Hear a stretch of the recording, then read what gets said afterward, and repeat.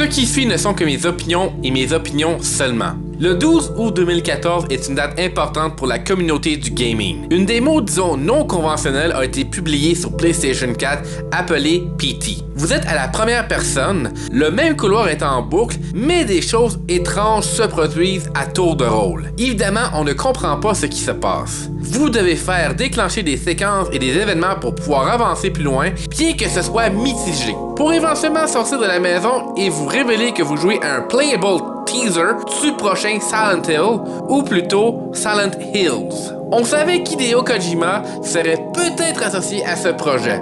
Ce que personne ne savait, c'est que Guillermo del Toro et Norman Reedus seraient impliqués. Ce sont deux surprises intéressantes, c'est sûr. L'Internet a explosé de joie en grosse majorité suite à cette nouvelle et le fait que des playthroughs aient été virales parce que les noms associés à ce projet semblent crier succès. Moi, comme possiblement 1% du restant des gamers, je vous dis wow les moteurs. Ceci est un retour d'une attente, mais je pense que des impressions plus détaillées sont impératives pour cet épisode, car je vous avoue que je suis en bout de ligne, en ce moment, très sceptique concernant la nouvelle. En même temps, je vous offre un montage un peu spécial de mon cru. Comme vous savez, je suis un très grand fan de Silent Hill. Un de mes anciens running gags, pourtant véridique, est que je déteste Tom Hewlett. Pour de vrai. En tant qu'attitré producteur d'Homecoming, Shattered Memories, Downpour et Book of Memories, on n'a pas le choix de l'associer à la déchéance de la franchise que les gens connaissent tant. Même si Downpour n'est pas mauvais comme tel et que Shattered Memories a de bonnes idées, quoique exécuté de façon cheap. Cependant, je ne veux pas m'attarder sur ce navet d'Hewlett. Me semble que j'ai été chien envers les navets du monde,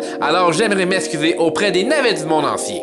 Anyway, sur le coup, j'ai été excité. La qualité du graphisme est excellente. On croirait que ce serait un film interactif et finalement non. C'est bel et bien le prototype d'un jeu. On a fait exprès pour vous présenter des graphiques de basse qualité pour que ça ait l'air d'un jeu indie. Ce genre de trolling est une des nombreuses signatures de Kojima quand vient le temps de présenter ses projets au grand public. Des fois, on s'en procure une satisfaction, d'autres fois, faut l'avouer, on a l'impression qu'il a trompé les gamers et qu'il s'en prend plaisir à le faire parce qu'il est Hideo Kojima. C'est là un de mes gros problèmes. On crie succès et on qualifie Kojima de sauveur avant même qu'on voit le produit véritable. Le PT ou Playable Trailer, je le répète, est une idée de génie. C'est unique. C'est ambitieux. Encore une fois, fidèle à Kojima. Mais c'est une présentation d'un futur projet et les gens s'attendent à ce que ce soit ça, Silent Hills. Un autre jeu avec des jump scares, avec des choses suspectes qui mènent à des jump scares au lieu de, vous savez, jouer avec votre esprit en vous donnant une atmosphère malaisante. En d'autres termes, si on se fie au type de jeu que sera Silent Hills, on aura droit, encore une fois, à la formule fade, passée date même, qu'est la sauce américaine. Vrai, Kojima a aussi démontré qu'il était capable de démontrer des mindfucks tels que vus dans Metal Gear Solid 3. Le mythe de Silent Hill contient des mindfucks, oui, mais cela vient avec une construction et un lien avec votre protagoniste ou, si vous voulez, le condamner dans le jeu. Tout en demeurant abstrait jusqu'à la fin. Si vous êtes intéressé à ce que je fasse une analogie complète de ce qu'est Silent Hill, ça me demandera beaucoup de travail, mais plus important, ça me fera plaisir de vous en faire un. Cependant, il faut me démontrer que plusieurs d'entre vous sont intéressés à ce projet.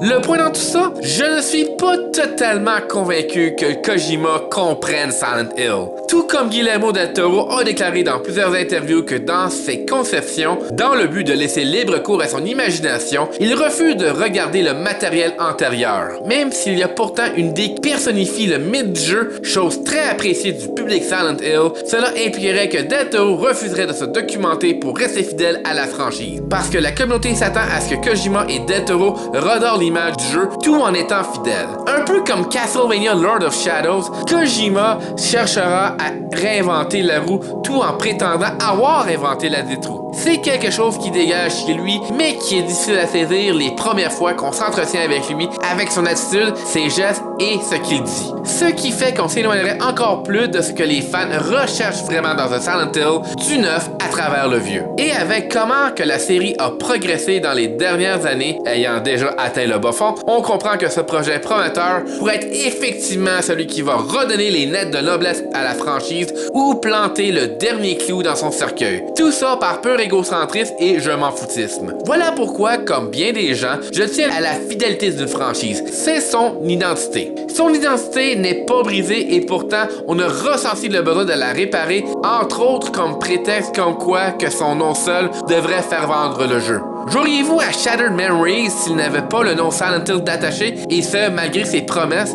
Ou même Homecoming? Possiblement que moi non plus, et Homecoming, faut pas payer cher pour l'avoir. Je dis qu'un bon marketing peut vous faire vendre un jeu, mais je ne veux plus m'éloigner du sujet. Ceci dit, Kojima a eu la décence d'admettre qu'il n'est pas familier avec Silent Hill, mais partant de là, ça peut encore changer. Trop de renouveau, trop de changement n'est jamais bon. Mais cette leçon ne semble malheureusement pas comprise et l'histoire et les erreurs se répètent encore et encore. Le point final est, ce que nous risquons de voir n'est pas le Silent Hill qu'on s'attend. Un Silent Hill qui sera caractérisé davantage de la ville, son mythe, même ses méthodes de faire. Il ne faut pas s'attendre à rien de tout ça. De plus, Kojima est réputé pour vous présenter plus de scènes que de jouabilité. C'est ce dont ces derniers jeux ont démontré. Sans commentaire sur Ground Zero. Game designer extraordinaire, il ne fait aucun doute. Il est un des meilleurs du domaine. Le parfait candidat pour le prochain jeu de Silent Hill?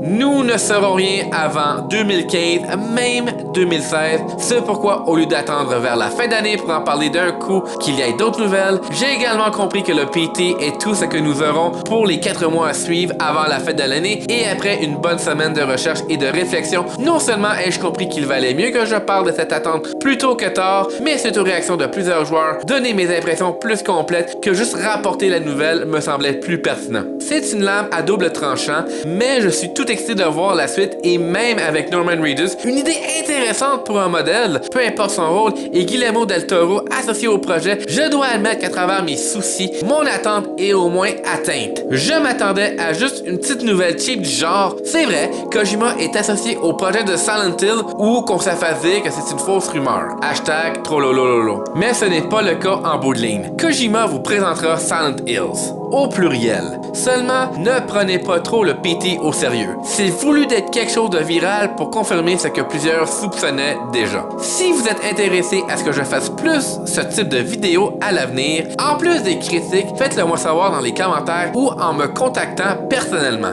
Si les réponses sont assez positives, j'en ferai plus fréquemment avec plaisir. Sur ce, on se revoit dans un prochain podcast des accros mardi soir à 20h sur la chaîne d'Accro des Jeux ou dans un prochain épisode et surtout, portez-vous bien.